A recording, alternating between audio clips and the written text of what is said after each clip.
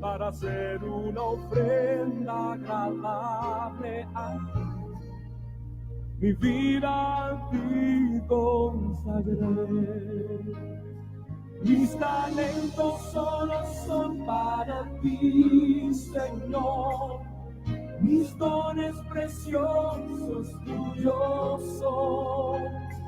No le veo razón a mi vida sin ti. Tú eres mi Señor y mi Dios. Así como el fuego refina el oro, completa tu obra en mí, hasta que el mundo pueda ver tu gloria en mi rostro brillar.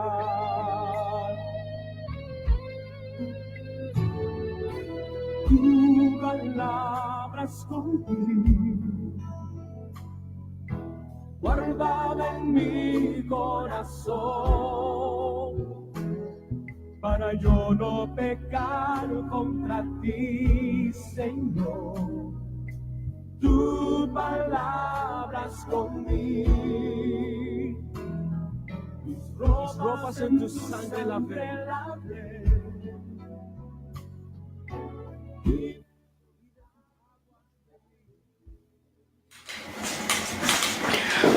Muy buenas tardes, mis amados hermanos y amigos. La paz insondable e inaccesible e infinita de nuestro Señor y Salvador Jesucristo sea con todo y cada uno de ustedes. Bienvenidos sean en el nombre de Jesús a este programa, su programa, nuestro programa, Enseñanzas y Reflexiones a la Luz de la Biblia. Damos gracias a Dios, toda gloria y toda honra en el nombre precioso de nuestro querido Señor y Salvador Cristo Jesús, al cual sea toda la gloria por los siglos de los siglos, por la oportunidad que nos da comparecer ante ustedes, esperando una vez más que este programa sea de edificación para la vida de cada uno de ustedes. Su hermano y amigo Marcial Carrión agradece a Dios por cada uno de ustedes e invocamos el bendito nombre de Cristo Jesús, nuestro Señor y Salvador. Vamos a tener, mis amados hermanos, una porción de las Escrituras leídas, y esta se encuentra en el Salmo 87. Y leemos las Sagradas Escrituras, las cuales dicen así: su cimiento está en el monte santo. Ama a Jehová las puertas de Sión, más que todas las moradas de Jacob. Cosas gloriosas se han dicho de ti, ciudad de Dios. Yo me acordaré de Rahab y de Babilonia entre los que me conocen. He aquí Filistea y Tiro con Etiopía. Este nació allá. Y de Sión se dirá: este y aquel han nacido en ella. Y el Altísimo mismo la establecerá. Jehová contará al inscribir a los pueblos: este nació allí. Y cantores y tañedores en ella dirán: todas mis fuentes están en ti. Bendecido sea el nombre del Señor. Gracias, Dios amado y Señor bendito, por tu palabra. Tu palabra es la verdad, y ella es lámpara a nuestros pies y lumbrera a nuestros caminos. Que nuestras sendas, nuestros caminos sean conformes a ella. Pues bien, mis amados hermanos, hemos estado en el abordaje de Mateo, en este programa sobre enseñanza y reflexiones a través de la Biblia. Y para refrescar la memoria, hemos estado en este tema, el tema que tenemos en cuestión es específicamente sobre la historia de la Biblia, su revelación, cómo la recibieron los hombres de Dios, que ella es, la diversa escuela de pensamiento, los materiales en que fue escrita la Biblia, los primeros libros que fueron escritos, también su contexto histórico en el cual fueron escritos, sus autores, sus profecías. Entonces hemos venido y vamos a continuar en este mismo tenor, desarrollando de manera cronológica cómo se escribieron los diversos libros de la Biblia. Y en esta etapa estamos analizando los evangelios. Y en entregas anteriores decíamos qué son los evangelios, cómo fue escrito cada uno de ellos, el propósito de cada uno de ellos, de los dos que hemos abordado, puesto que hemos abordado dos evangelios y lo hemos abordado desde el punto de vista de cuál fue el más antiguo. Y como más antiguo, es decir, como el primero de los evangelios en ser escrito, hablábamos de que se ha llegado a la conclusión por manera mayoritaria que el primer evangelio en ser escrito es el evangelio de Marcos, el evangelio de San Marcos, aunque aparece en segundo lugar, este fue el primero en ser escrito. Y luego, la semana pasada hablábamos del segundo evangelio en ser escrito, y este evangelio es el evangelio de Mateo.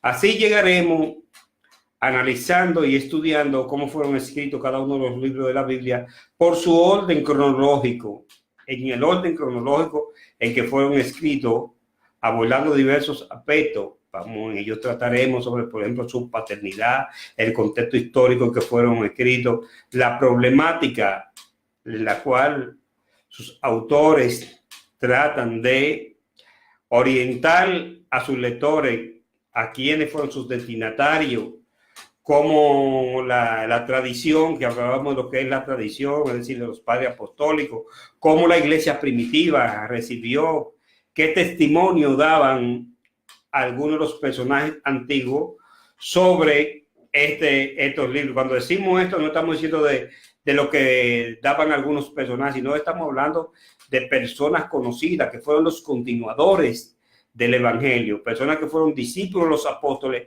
y a la vez otros que fueron discípulos de estos discípulos. Esto, cuando hablamos de tradición, estamos hablando de esto, que estos personajes son conocidos como los padres apostólicos. Son las personas que van a dar testimonio de que los apóstoles escribieron estos escritos, y luego otros van a hablar de cómo se citaba y cómo las iglesias, las primeras iglesias, aceptaban como canónicos estos escritos, los evangelios, y después lo que se conoce como el proceso de canonización. Luego abordaremos y vamos a tratar aspectos sobre cómo fue esto, el desarrollo, la evolución de la iglesia, los diversos cánones, etcétera, etcétera. Y estábamos en el segundo evangelio, que aunque es el primero que aparece cotejado en la Biblia, que es el de Mateo, este es el segundo evangelio en ser escrito, según opinan la mayoría de los autores y estudiosos de la palabra de Dios. Entonces, ¿qué acontece? Decíamos anteriormente que Mateo fue un evangelio que fue escrito antes del año 70. Mateo es escrito antes del año 70 y decíamos, porque Mateo trata algo muy, muy importante como punto de partida para nosotros asegurar a la luz de la Biblia, con la evidencia interna que da la misma escritura, porque las mismas escrituras nos dan una evidencia interna de que Mateo fue escrito antes del año 70, y al analizar esto podemos ver lo que se llama el capítulo 24 de Mateo, que es un capítulo de tipo escatológico final, y en este capítulo Jesús aborda la destrucción de Jerusalén. Y decíamos anteriormente que Jerusalén fue destruida en el año 70 de nuestra era. Se produjo lo que se llama la destrucción de Jerusalén, el templo aquel el templo de Herodes fue destruido y allí se vio lo que Jesús llama la abominación desoladora. Citando a Daniel, Jesús dice que vean en el lugar santo la abominación desoladora que habló el profeta Daniel. Jerusalén es destruida en el año 70. En el año 70 después de Cristo es destruida, pero Jesús anunció esto y él dijo que no pasaría esa generación. Recordemos que una generación, mayormente en el contexto bíblico, una generación se refiere a una generación de 40 años. 40 años es el tiempo que duraba una generación. Cuando Jesús anuncia a sus oyentes inmediatos, es decir, a quienes lo oyeron con voz audible a él, hablar en Mateo capítulo 24 sobre la destrucción del templo, ellos entendían lo que era una generación. Jesús les dijo que Jerusalén iba a ser destruida antes de los 40 años, y así con precisión, porque las palabras de Jesús son verdaderas, las palabras de Jesús son fieles y verdaderas. Con razón él dijo que pasarían los cielos y la tierra, más su palabra no pasaría. Es decir, lo que él había dicho, lo que él había profetizado, ya sea directamente él o a través de sus santos apóstoles y profetas desde tiempo antiguo. La palabra de Dios es verdad, es veracidad. La palabra de Dios no es infalible. Y esto es algo que nosotros creemos. Los cristianos fundamentalistas creen en esto, en lo que se llama la infalibilidad de la palabra de Dios. Oiga esto, la Biblia es infalible. Ahora bien, oiga esto. Cuando decimos que la Biblia es infalible, no estamos diciendo que las diversas versiones o traducciones no escapan, una más, otra menos, a algunos errores de interpretación.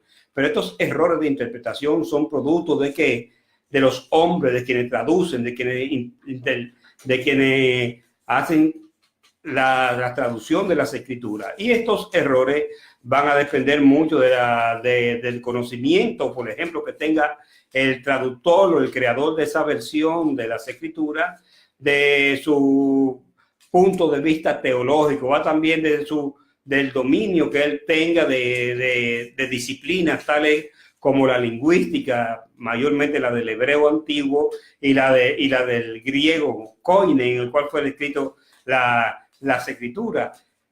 Va también a depender de su posición eclesiástica, doctrinal, etcétera, etcétera. Va a depender. Ahora bien, ¿qué acontece? Que aún así, óigase bien, podrá haber diferencias en interpretaciones, pero todas las versiones van a hacer énfasis en lo principal de lo que es el evangelio, del plan de salvación de Dios. Oiga esto, todas, absolutamente todas.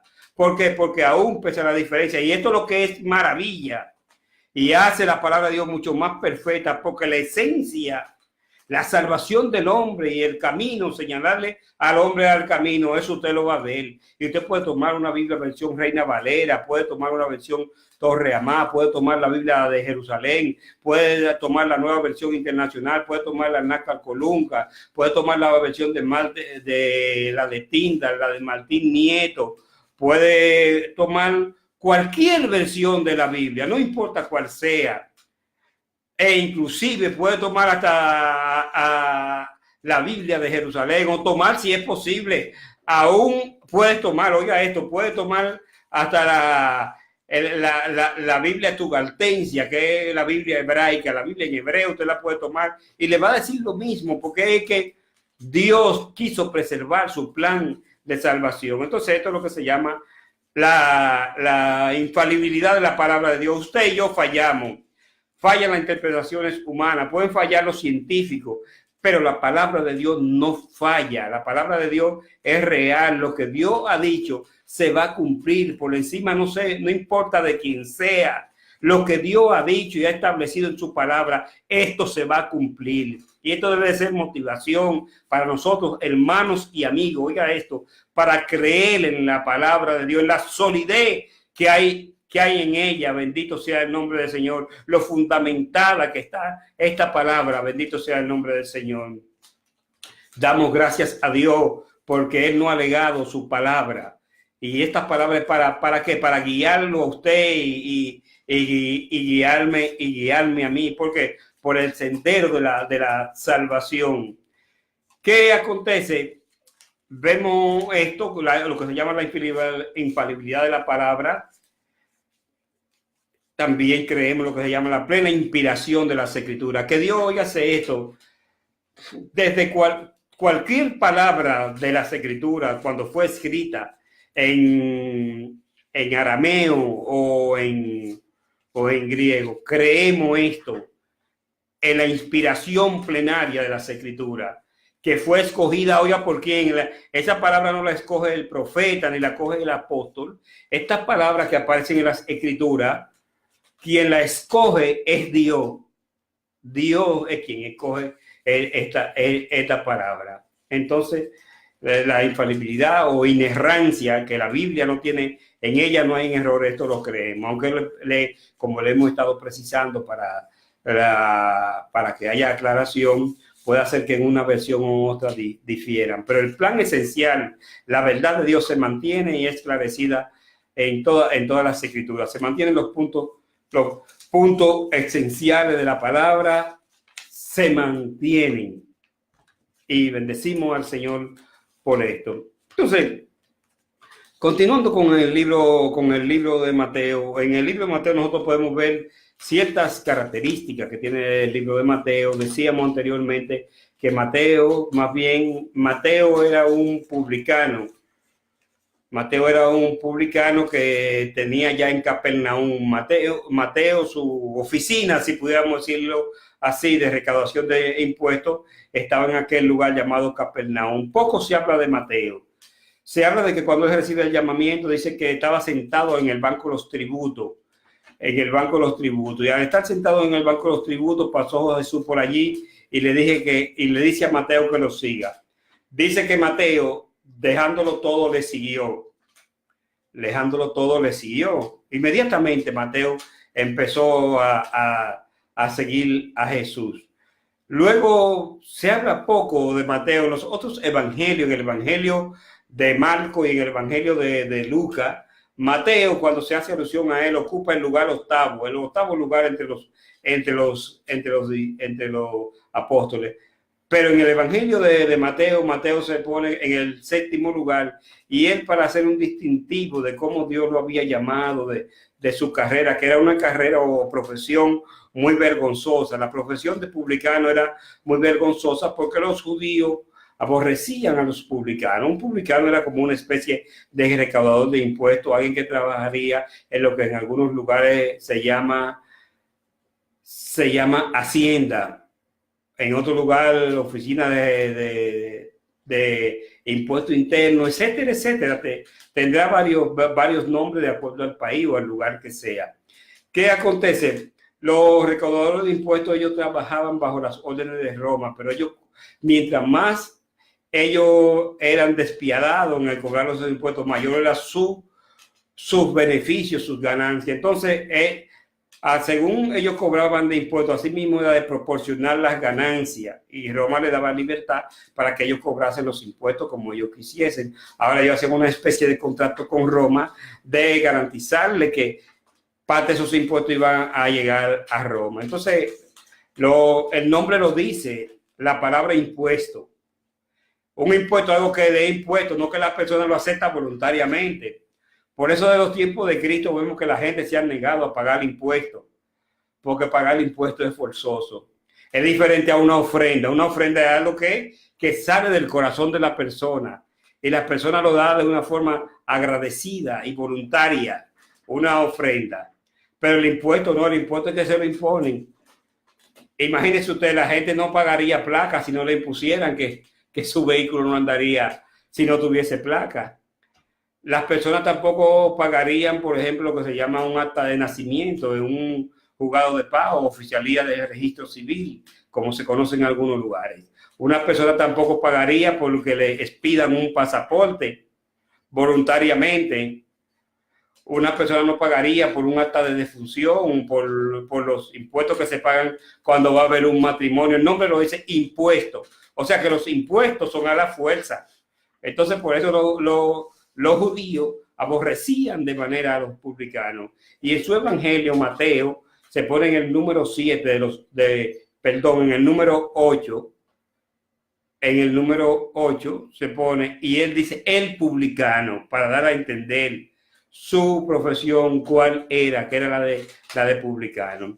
Mateo es eminentemente judío. Mateo es un evangelio que dicen algunos que fue escrito por una persona que con ciertos conocimientos. Diferente, por ejemplo, a Marco, que es más tosco. El evangelio de Mateo es hecho más metódico, y Mateo, el fin de Mateo es demostrar la descendencia de Jesús, de David, y lo entronca también con Abraham. Y hay que notar algo el Mateo dice que cuando hace la genealogía de Jesucristo, él dice que hay 14 generaciones. Cabe destacar lo siguiente, mis amados hermanos, que esto es cuestionado por algunas personas que tratan de buscar en las escrituras para ver si hay disparidad o contradicción. Las escrituras no tienen disparidad, no tienen contradicción. Lo que acontece es que Mateo está utilizando un método que se llama la gematría. Y Mateo quiere demostrar a lo que Jesús es el hijo de David, puesto que Mateo es escrito para los judíos. Los judíos esperaban un Mesías que sería de la descendencia de David. Hemos hablado anteriormente de lo que se llama el mesianismo profético, que el mesianismo profético es algo que se desarrolla después de la deportación del pueblo judío, y se empieza a hablar y se empieza a prometer que vendría alguien de la simiente o descendencia de David, que se iba a levantar un Mesías, y al Israel estar disperso entre las naciones, se le enseña a ellos a través de los profetas. Los profetas le dicen que vendrían tiempos gloriosos de restauración a ellos, al ser descendientes de la descendencia de Abraham, y que ellos volverían a su tierra y que adorarían en el templo, y que las promesas que Dios le dio a sus padres serían cumplidas. Entonces, ¿qué acontece? Todos los profetas empiezan a hablar de que vendrían tiempos de gloria, de que vendría un tiempo de paz para la humanidad, y este era los tiempos de la gloria del Mesías. Y por eso es que el apóstol Pedro dice que los profetas que profetizaron de esto investigaban diligentemente qué persona y qué tiempo estaba el espíritu de ellos, qué persona y qué tiempo indicaba el espíritu que estaba en ellos, es decir, el Espíritu Santo. Por el Espíritu Santo, cuando estos profetas hablaban, ellos conocían estas cosas. Pero ¿qué acontece? Que ellos no conocían, que en parte, óigase esto, en parte no conocían. Entonces, ¿qué pasaba? Ellos empezaban a investigar por el Espíritu qué era lo que acontecía. Y un ejemplo de esto lo tenemos en Daniel capítulo 9, la profecía de las 70 semanas de Daniel, que Daniel está investigando él está investigando qué va a pasar a su pueblo después de que se cumpliesen los 70 años de exportación a Babilonia. Y Daniel está investigando esto, qué va a pasar. Entonces ahí Daniel recibe una de las profecías, óigase esto, la profecía más detallada y que cubre un periodo de tiempo más extenso, que es lo que se llama la profecía de las 70 semanas de Daniel. Esta profecía habla de los tiempos que Israel estaba en cautividad ya en la tierra de Babilonia, cuando fueron deportados por primera vez, que fue en el año 605 antes de Cristo. Luego se produce otra deportación, que es la segunda deportación, en el año 598, y luego se produce la tercera deportación, que en el año 595 antes de Cristo. Israel está expectante, esperando al Mesías, y Daniel, como parte del pueblo judío, le está tratando esto. Entonces, en el libro de Daniel, capítulo 9, Daniel recibe una respuesta. Esta respuesta está a partir del versículo 20. Está la respuesta que se le da a Daniel. A Daniel se le da una respuesta de lo que va a pasar con su pueblo. En Daniel capítulo 9, versículo 20, cuando Gabriel le va a dar la respuesta, y se le dice que 70 están determinados, 70 semanas. Están determinadas. Entiéndase esto, cuando decimos 70 semanas, cuando la Biblia habla de 70 semanas, se refiere a semanas de año, de 7 años cada uno. Y dicho sea de paso, esta semana empieza en el año 445 antes de Cristo, cuando se da la orden de edificar el muro con Nehemías. Y a partir de ahí empieza el conteo. Pero estas semanas se dividen en varios periodos. Se divide una semana de se divide en lo siguiente, que dice que después de estas, dice que habría lo siguiente. Óigase esto, que de la salida de la orden para restaurar y edificar a Jerusalén, que fue los tiempos de Nehemías, hasta el Mesías príncipe, es decir, que cubre desde ese tiempo hasta la venida de Cristo. Esta profecía de Daniel. Habría 7 semanas, es decir, 49 años, 7 por 7, 49, un periodo de 49 años. Ahí la profecía, el transcurrir en orden cronológico, o sea, del tiempo, esta profecía se detiene. Entonces vienen luego 72 semanas. Entonces 62 y 7 son 69. Y dice que se iba a edificar la plaza y el muro en tiempo angustioso. Y después de estas 62 semanas se iba a quitar la vida al Mesías príncipe. Es decir, esto se cumplió cuando Cristo, exactamente, dicen algunos estudiosos de la palabra de Dios, que esto se cumplió exactamente en el mes de marzo, exactamente en el año en que Cristo murió, tuvo el cumplimiento de esta profecía, con una precisión, según dicen algunos, que asombra y da espasmo al ver la veracidad y precisión de la palabra de Dios. Y que después iba a pasar lo siguiente, lo que Israel estaba esperando. ¿Qué esperaba Israel? A Daniel, Gabriel le dice lo que va a acontecer. Y dice lo siguiente, que iba a pasar, iba a terminar la prevaricación, iba a terminar, se iba a poner fin al pecado, se iba a expiar la iniquidad y se iba a traer justicia perdurable, se iba a sellar la visión y la profecía, y sobre todas las cosas ungir al santo de los santos. Óigase esto. Entonces eso está ahí con una precisión profética, como el único libro que puede tener tal precisión es la palabra de Dios. Entonces, Mateo, como judío, escribe a judíos. Los destinatarios de Mateo eran judíos. Probablemente Mateo era pastor de una comunidad judía allá en Jerusalén. Y Mateo le empieza a escribir a ellos, a los hermanos, le empieza a escribir el testimonio que él pudo ver de la vida de Jesús y qué pasó y qué aconteció. Y habla desde una perspectiva judía. Dicho sea de paso, queremos decir que de los 4 evangelios, el más judío de todo es Mateo. Mateo es el evangelio más judío de todo, y en el cual aparecen más costumbres y leyes judías y palabras inclusive judías que el autor no se preocupa por traducir. Por ejemplo, aparece la palabra Tabita Cumí, aparece Lama Sabatani, cuando Jesucristo estuvo allí en el Calvario. O sea, sus oyentes tenían conocimiento de esta palabra.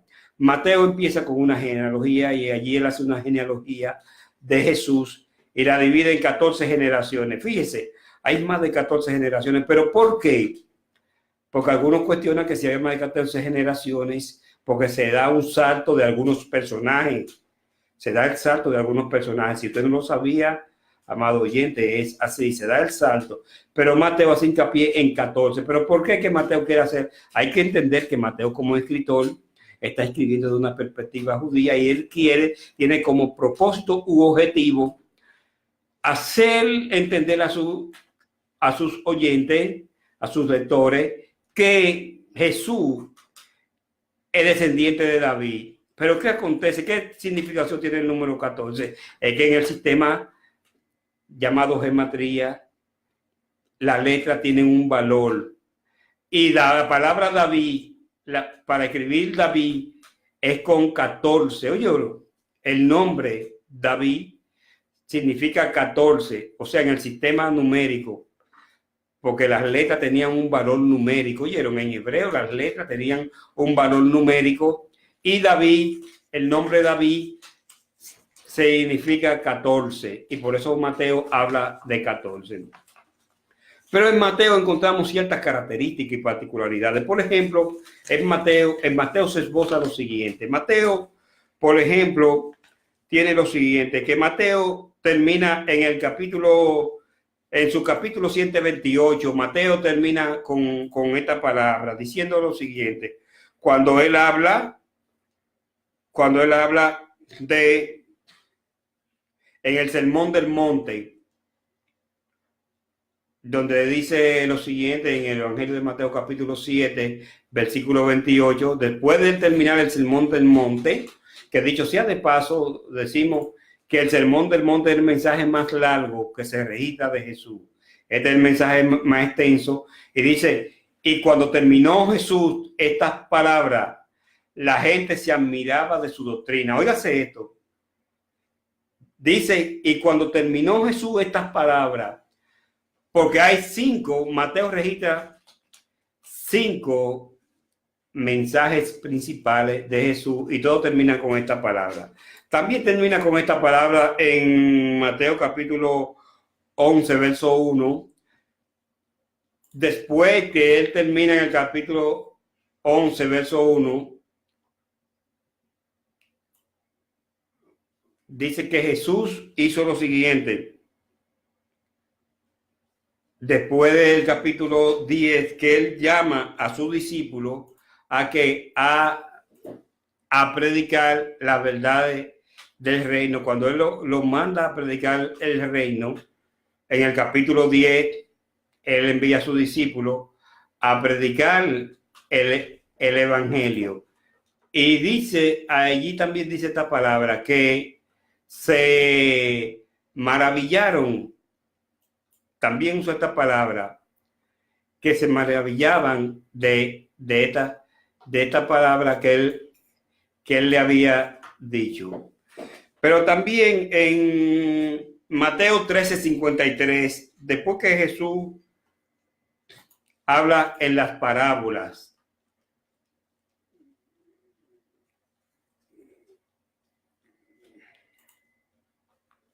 habla de esta parábola. Allí también, dicho sea de paso, el capítulo 13 es llamado el capítulo de la parábola. En el capítulo 13 del Evangelio, en el capítulo 13 del Evangelio según San Mateo, allí es donde Jesús más habla sobre la parábola. Allí es donde hay más parábolas. En el capítulo 13 es llamado el capítulo de la parábola. Allí Jesús habla de varias parábolas. Jesús le habla de varios aspectos, le habla de la parábola, le habla de la parábola de la mujer y la levadura, le habla también de la parábola del buen sembrador, le habla de la parábola del tesoro escondido, le habla de la parábola del trigo y la cizaña, le habla de la parábola de la red. O sea, le habla de varias parábolas.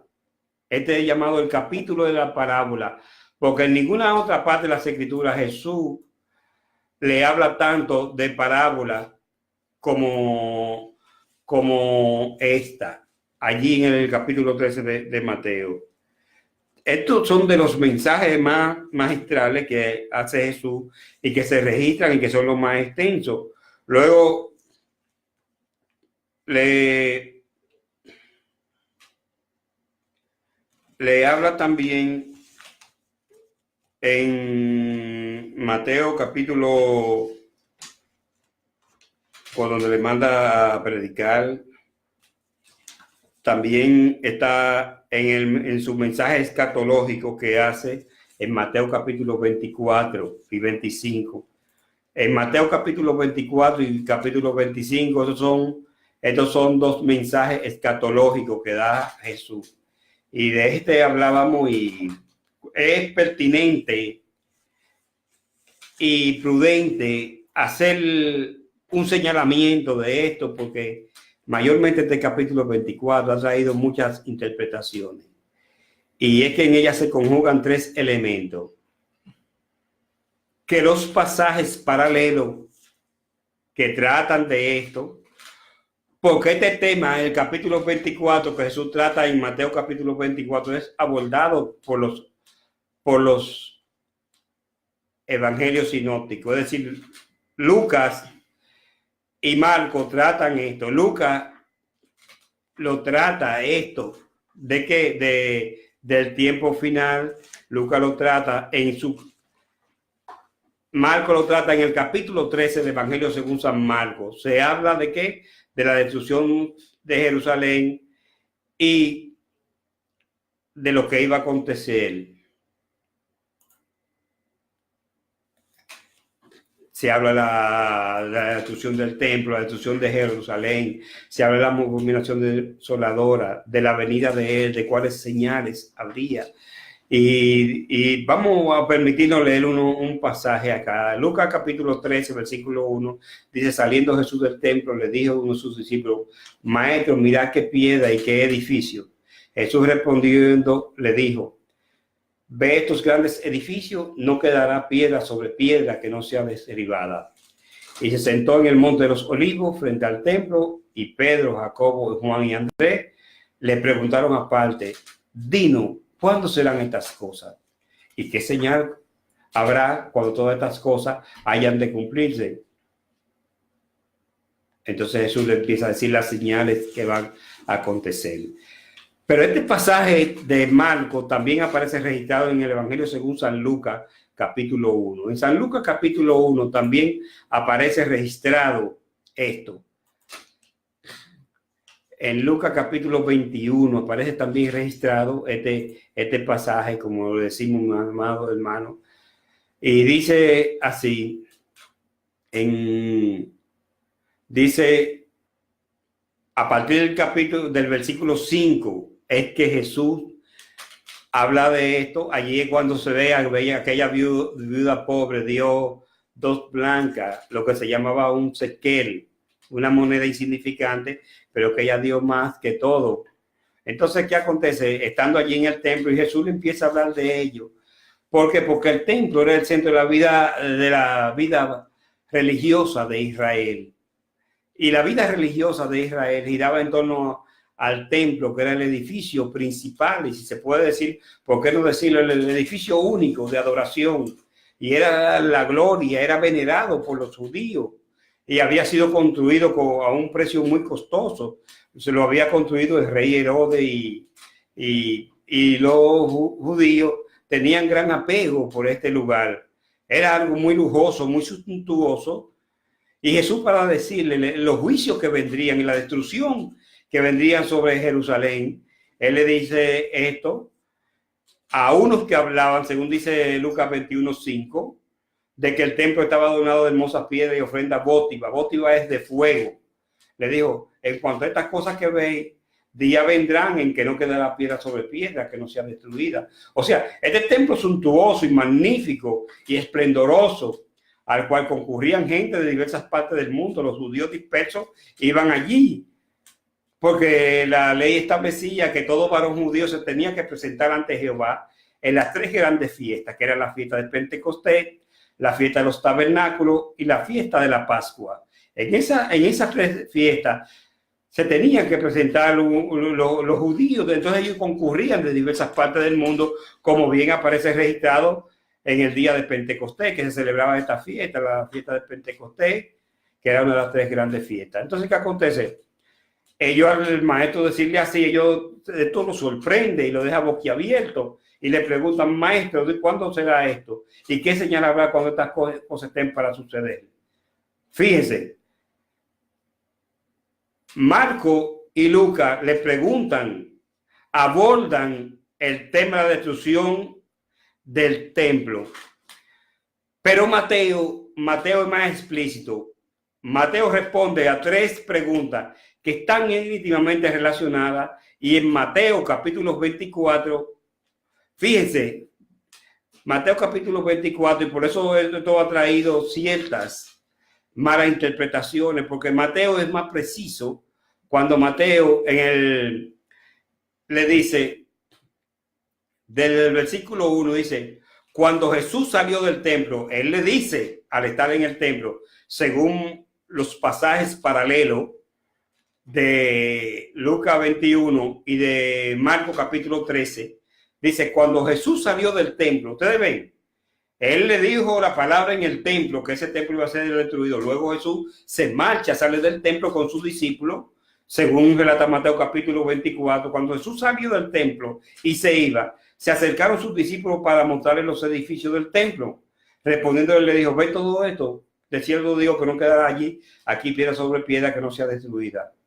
Y estando él sentado en el monte de los olivos, los discípulos se le acercaron aparte. Mucha atención con este versículo 3. Fíjense en este capítulo, en este versículo 3, porque la Biblia cuando aparece pasajes paralelos hay que compararlo para ver, porque a veces hay un pasaje o un capítulo que arroja más luz que otro. ¿Por qué? Porque Dios quiere que estemos claros y que no estemos en tinieblas.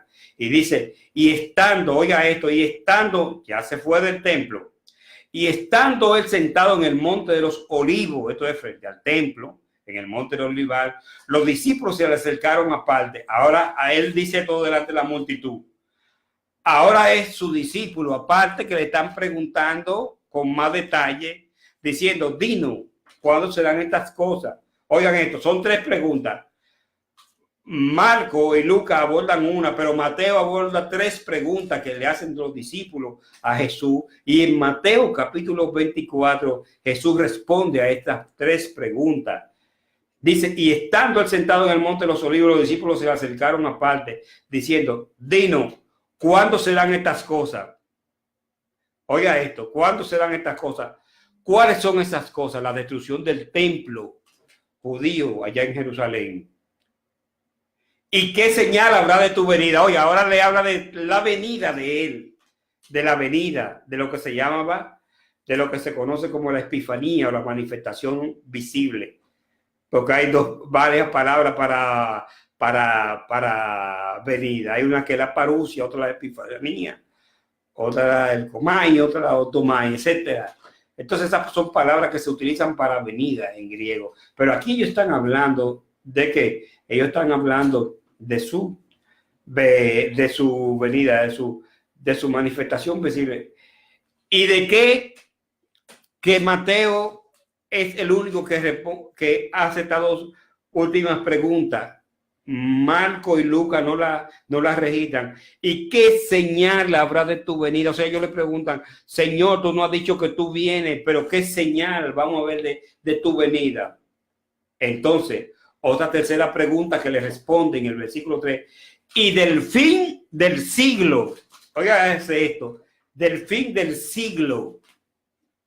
Ahora, oiga esto, cuando se dice, la Biblia habla del fin del siglo, no es que por ejemplo, nosotros tenemos que en el año 1999 terminó el siglo XX y dio inicio al siglo XXI, de los cuales nosotros somos ciudadanos del siglo XXI.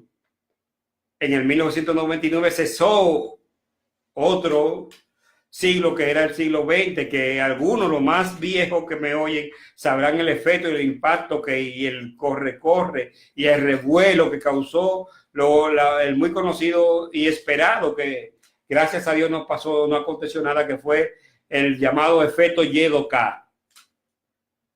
El efecto Yedo-K, porque se esperaba una hecatombe, un declive, un caos total en el mundo, una destrucción, porque los sistemas informáticos solamente estaban registrados hasta el año 1999.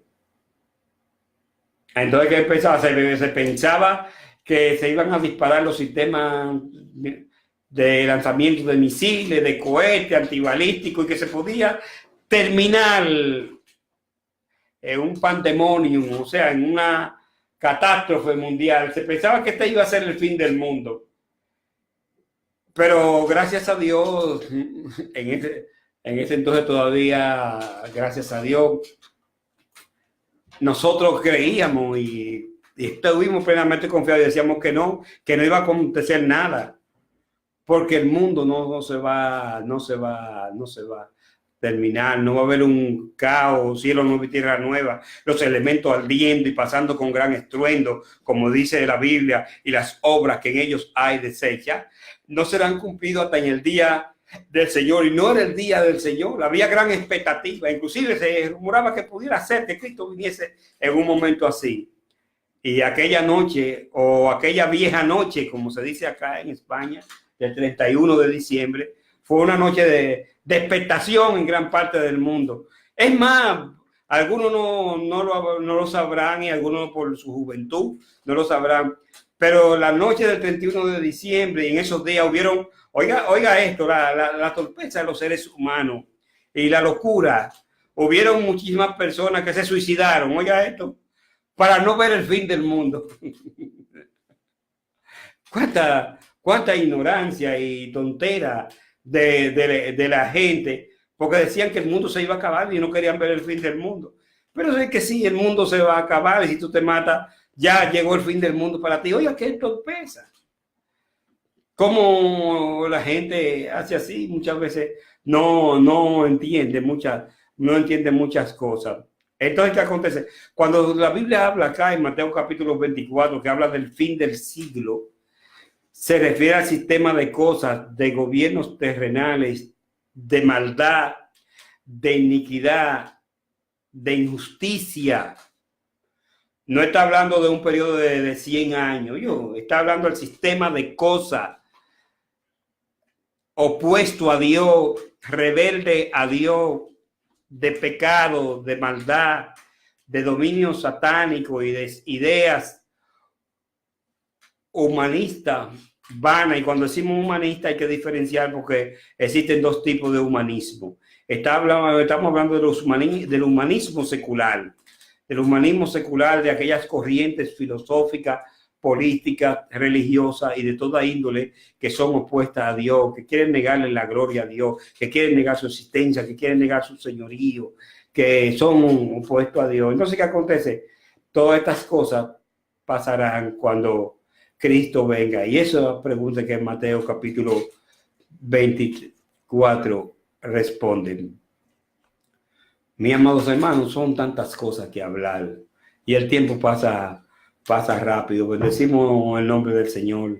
Dios bendiga a cada uno muy en especial. Dios bendiga a nuestro querido hermano que nos da soporte técnico aquí en la emisora. Dios proveerá aquí en Mataró, en España, a Jenny Nova. Dios los bendiga. Dios bendiga también a tantos hermanos, a Jonathan Ernesto Guay, que Dios bendiga a Jonathan Ernesto Guay de una manera especial. Dios bendiga también a Raúl Santillán, Alberto, Dios te bendiga. Dios bendiga a tus hijos. Dios bendiga a Terma, bendiga a Carolina, bendiga a tu mamá, bendiga a Randy. Los bendiga a todos y cada uno de manera especial y que Dios bendiga a aquella comunidad de Higüey, a la hermana Juana Alcántara en Santa Coloma de Gramaní. Dios la bendiga grandemente, bendiga a su tía Consuelo y a su hija Janet. Dios también bendiga a Aníbal Carrión. Dios te bendiga grandemente. Junior, Dios bendiga a Confesor, a Adela, Marisol, a la ñaña, al catedrático Carrión. Dios me le bendiga a cada uno de ustedes de manera especial y a toda la familia Carrión. A María Carmen de Nava, Dios me le bendiga, hermana María Carmen Navia, y Dios bendiga a su ministerio predicando la palabra de Dios. Dios bendiga también a Artesanía Jacqueline. Dios bendiga a Julio. Dios bendiga a su esposa. Dios bendiga allí a Jonathan Eliseo Carrión Martí. Dios te bendiga, mi hijo. Dios bendiga también al hermano Roberto, al varón. Y Dios bendiga a cada uno de los que trabajan en esa empresa y que la bendición de Dios se debe sentir allí. Dios también bendiga grandemente a Yesenia Ramírez. Dios te bendiga, Yesenia. Dios bendiga también a tu hermana Maribel y a su hijo que está muy hermoso. Dios bendiga también a tu madre Jacoba y a tu hermana Jenny Ramírez también. Dios les bendiga. Dios bendiga también a tu esposo Juan Turbí y al esposo de Maribel Ramírez. Dios los bendiga. Dios también bendiga al ministro Danny Félix. Dios también bendiga al pastor Julián Soriano y a su esposa Marianela de Soriano. Dios bendiga también de manera especial a la ungida Soriano. Dios bendiga también a Merari Soriano de una manera especial, a Gedalia y a su hermana también. Dios la bendiga. Dios bendiga de manera especial a Miguel Ruiz.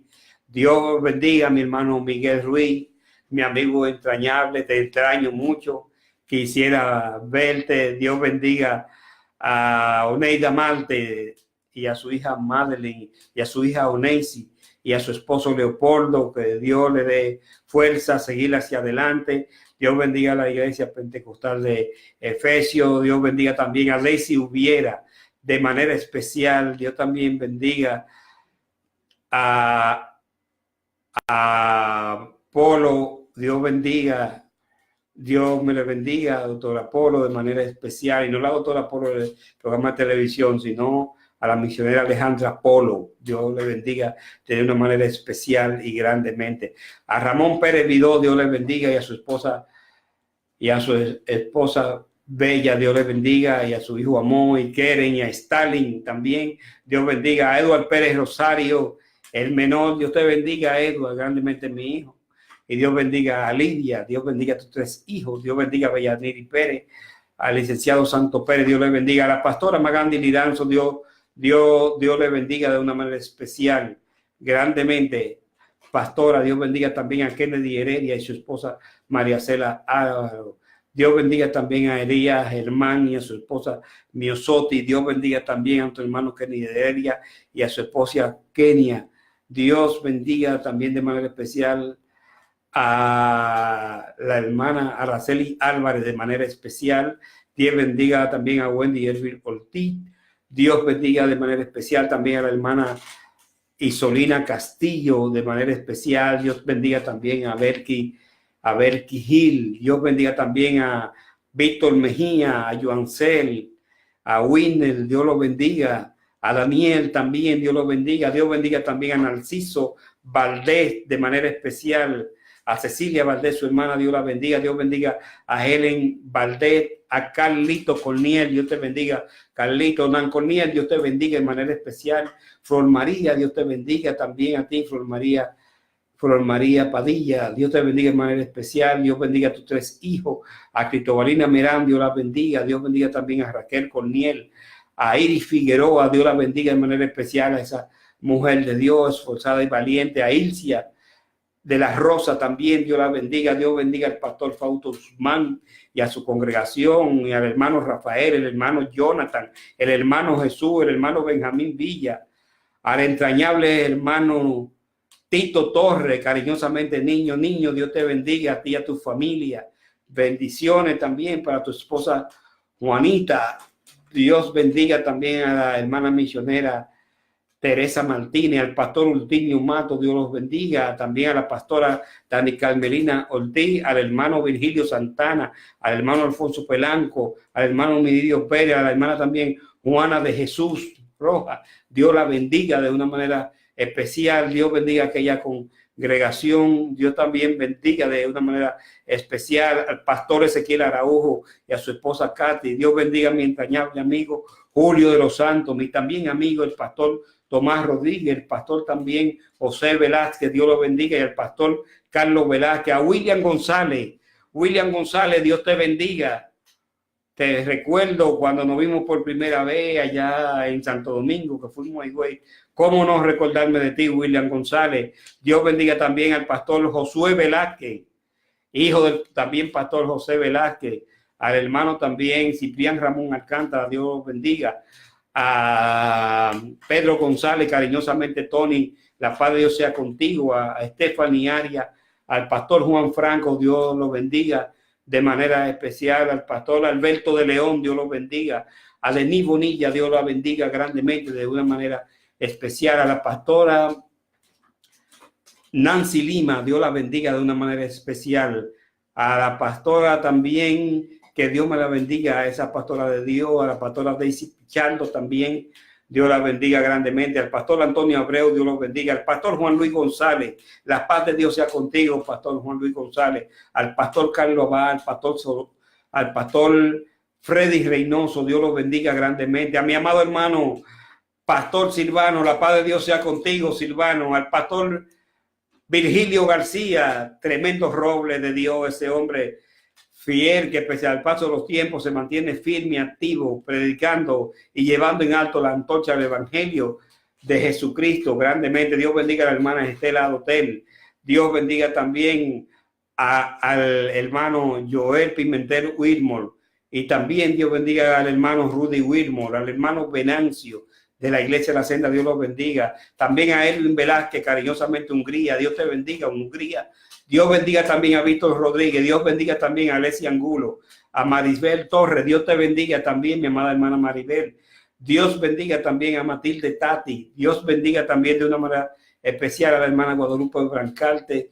Dios bendiga también de manera especial a la muy querida hermana Daisy Peguero, Dios la bendiga, Miguelina Polanco, América Paña, Dios la bendiga, y también a la hermana María Sarante. Marina, Dios te bendiga, mujer de Dios, bendiga a Marco y bendiga a tus hijos, bendiga a tu casa. Dios bendiga a mis hijos, Dios bendiga a Gamaliel, Dios bendiga a Pablo Abraham, Dios bendiga a Jonathan Eliseo, Dios bendiga a Joel Moisés, Dios bendiga también a Javes Benjamín, Dios bendiga también a mi nieto, la paz de Dios, al ministro Julio Nova, Dios me le bendiga, al apóstol Carlos Sánchez, Dios lo bendiga de una manera especial y grandemente, Dios la bendiga. Dios también bendiga de manera especial al hermano Aneudi, Dios bendiga a Aneudi de manera especial. Dios también bendiga de una manera especial al hermano Rafael Guerrero, Pastor Guerrero, Dios te bendiga. Al hermano también Miguel Luperón, Dios los bendiga. Al hermano Sergio Torres y Dios bendiga a Héctor Antonio Martínez. Dios les bendiga a cada uno. La paz de Dios sea con todos ustedes. Dios les bendiga a todos aún, hasta aquellos que no mencioné. Dios bendiga a María Laura de Jesús. También a nuestra muy querida hermana, una sirva oyente, a nuestra hermana Dani Padilla. Dios te bendiga, Dani Padilla. Dios bendiga también a Marcet Delgado Gibello. Dios bendiga también a Jenny Caballero Delgado. Dios bendiga a Pablo Abraham Carrión Martí. Dios bendiga a Juan Caballero Barrante. Dios bendiga también a Jessy Caballero Delgado. Y muy especial bendición para el príncipe Abraham, a Joel Abraham Carrión Caballero, Dios los bendiga. Y también mucha bendición para el príncipe Joel Emmanuel Carrión Daniel. Dios los bendiga de una manera especial. Dios bendiga a nuestra hermana Judy Álvarez de manera especial.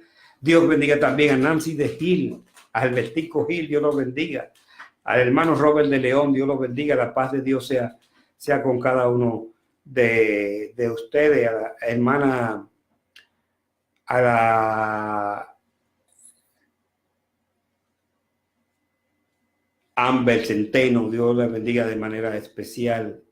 Dios bendiga también de una manera especial al hermano ministro Julio Zavara. Dios te bendiga, Zavara, de una manera especial. La paz de Dios sea contigo. Al hermano Santo Pérez Cueva, Dios lo bendiga de una manera especial. Al pastor Carlos Abay, a su esposa, también Dios lo bendiga.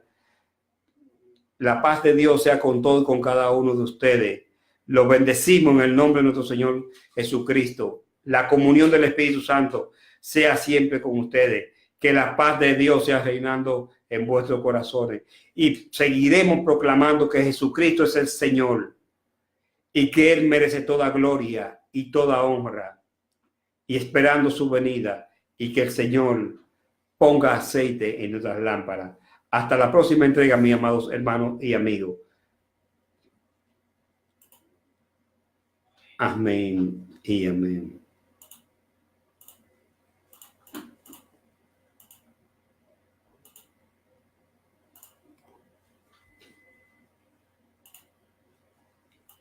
Solo son para ti, Señor, mis dones preciosos tuyos son.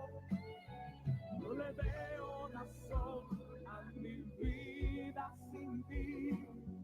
Tú eres mi Señor y mi Dios.